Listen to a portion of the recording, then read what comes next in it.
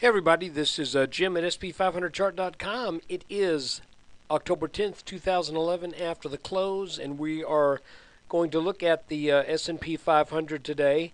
I want to remind you that this video and the website, SP500chart.com, are for educational purposes only. Nothing stated at the site or in this video is intended to be used as investment advice. I can draw lines on charts, but you have to draw your own conclusions from your own research and make investment decisions that are suitable for your personal financial situation. I'm not a licensed professional. I'm just a guy who draws lines on charts. So let's start looking at some charts. Okay, we are looking at the S&P 500, and I want to show you what appears to be going on here. We'll need a little bit more confirmation, but let's backtrack just a little bit. If you looked at the video over the weekend, I stated that it looked like we were dealing with one of two patterns, either a triangle that was a consolidation triangle that was bounded by these two red lines, or possibly a continuation head and shoulders that was bounded by that upper line across the double heads here, I guess you would say, and this would be the neckline. That broke down last week, but the S&P quickly recovered up to back into the pattern, and then today just had a hugely strong day. And you have to kind of look back from this, and you have to say, now what's going on, because this is not behaving like the triangle that it looked like we had.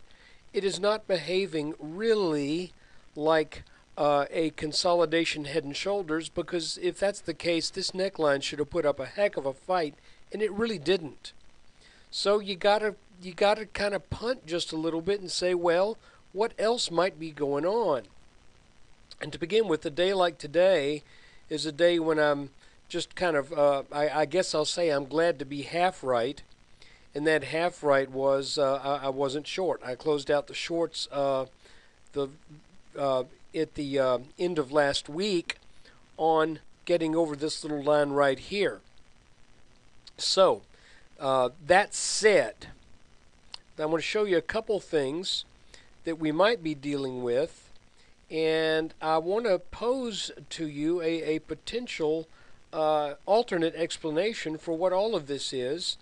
And guys, I want you to please understand that if I change my mind on something, or if I show that I am open-minded about something, I hope you don't view that as me being a traitor to your cause, be you a bear or a bull. I'm just trying to be as objective as possible. And here's kind of what I see possibly going on. To begin with, today we got over a line drawn over the top of this right shoulder, the rightmost peak, and the next major high that I could find right here that also happened to line up with the top of this pattern right here around that 1220 area. And I don't know that I can ascribe a tremendous amount of technical significance to this line right here, but I think we have to take note that this line was broken, because this would represent the topmost what's the word I'm looking for? This would represent, if this was a head and shoulders consolidation, this area right here would represent pretty much the peak of that pattern. And if this were going to be a bearish pattern, then we would expect this line not to have been so easily taken out today. So I want to show you a couple things. And then I want to remind you about a call I made a number of weeks ago that could be in the process of panning out. And that call was not made on any particular pattern, but it was made on a pattern tendency. So let's take a look first off at a 5-minute chart of today's action. And this should, if you've been following my videos for a while, you should recognize what I'm outlining here. And again, this is a bit preliminary. Come on, why? I want to grab this little thing there. There we go. The late day move today took us over this turquoise line that also had been kind of an area of resistance that had been hit 1, 2, 3 times, and it looks like this market wants to get over that. And then the next step along the way, I believe, is going to be our red line, which is going to be somewhat north of 1200. But again, looking at this, what do we see here? Well, what I see so far looks to be in the form of a rising wedge. Okay, and rising wedges are typically bearish in their final outcome. We've got a number of touches. As a matter of fact, we can even probably extend that back and maybe even claim this as having some significance as offering resistance before this big leg down to the 1070s. But you can see that the trading for the past 1, 2, 3, 4, 5 days has fit inside of this constricting pattern. And where does the apex of this pattern land? Again, if you've been watching my videos for any length of time at all, you've probably heard me mention this funny, peculiar thing about wedges, and that is how often they tend to have their apex at a line of at a point or a position of technical significance. And if we are indeed going to stay inside of this wedge, we may not, but if the market starts to just kind of get a little bit narrower and a little bit narrower, then in theory, this wedge should not exceed 1264, roughly, the mid-1260s. And the general theory with these patterns is that before they get there, this pattern should break down. And the reason for that is pretty interesting. Today, traders got a great boost out of 3.4, over almost 3.5% out of the S&P. And let's say this moves up another 1.5% tomorrow, heads on up to 1208 or so, and then it slides back down to the low 1200s. People are saying, well, that wasn't much of a move right there. It looks like we've maybe topped out at 1208. Maybe I'll take some profits. And then maybe there's one last little push up to 1224 or so, and then somebody says, well, we're still under this line. We're just going to ease out of this a little bit more. And then finally, by the time you get way up here, there is so little profit to be made inside this pattern that that people just investors finally just go, well, this is going nowhere. Then they start to sell. So that's what a wedge is. It's a pattern where there's a lot of money to be made until you get up to the top of it, and then there isn't. And buyers at that point lose interest because people buy because they want to make money. And so anyway, if that is the pattern that we're dealing with right here, then that is a bearish outlook with a cap on this market in the 1260s. However, I got to present the bullish case.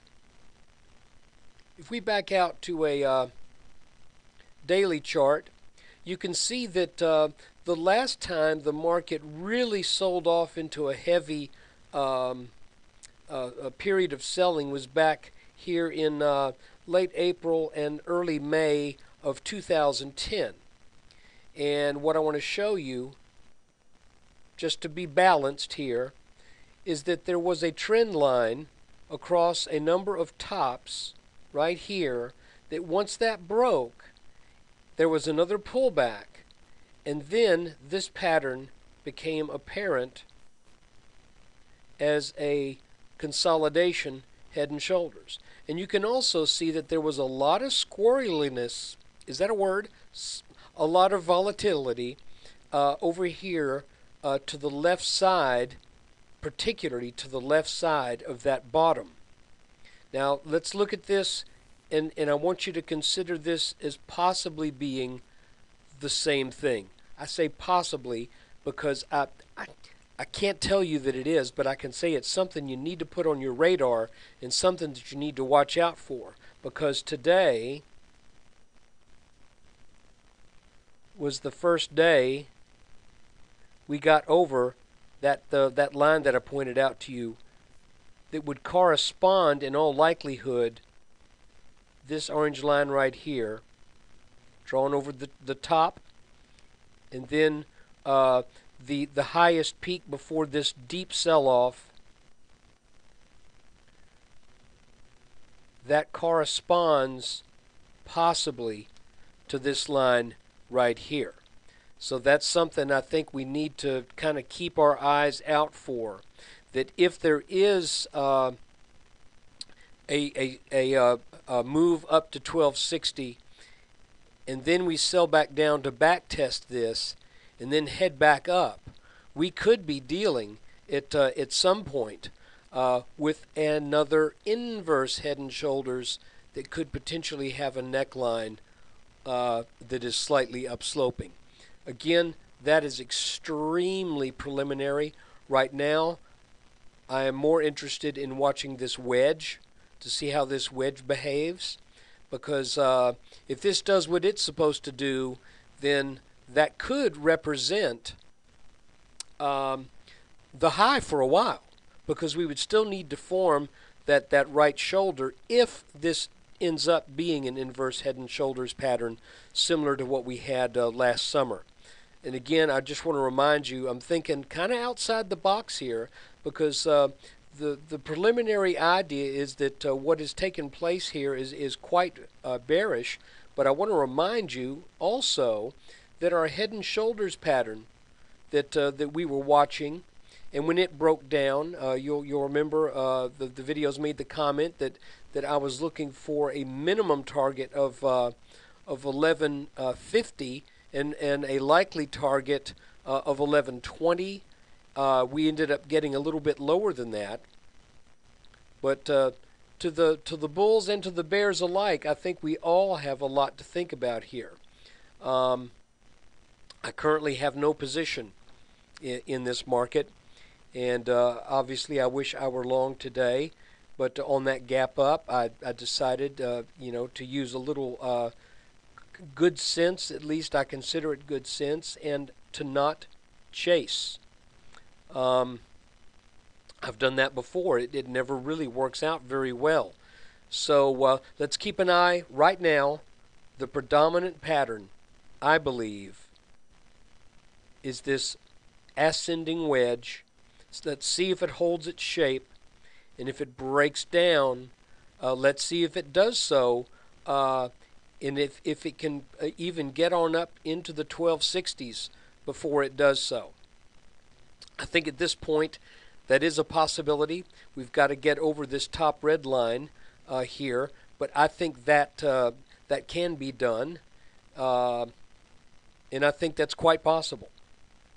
So look, guys, here's the deal. I know I've probably said that 2 or 3 times already. This is a wicked whipsaw mess. I'm kind of content, to be honest with you, to only look for high probability things in this pattern.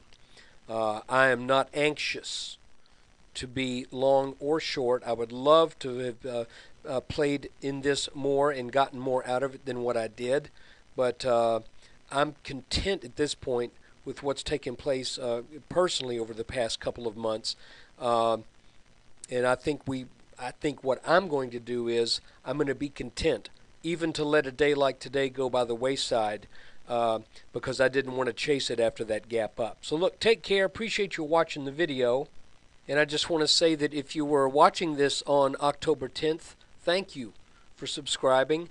I hope you get something out of this. It is my goal for us to try to uncover what's going on, and it's been tough over the past couple of months. If you're watching this and it's October 12th, and you look back on this video and you say, gee, I wish somebody had pointed out that ascending wedge pattern to me, and I'm saying that's a possibility. So if you're seeing this on the 12th and that wedge is broken down, then maybe consider subscribing, because you would have heard about this on the 10th. Take care. Thanks again for watching.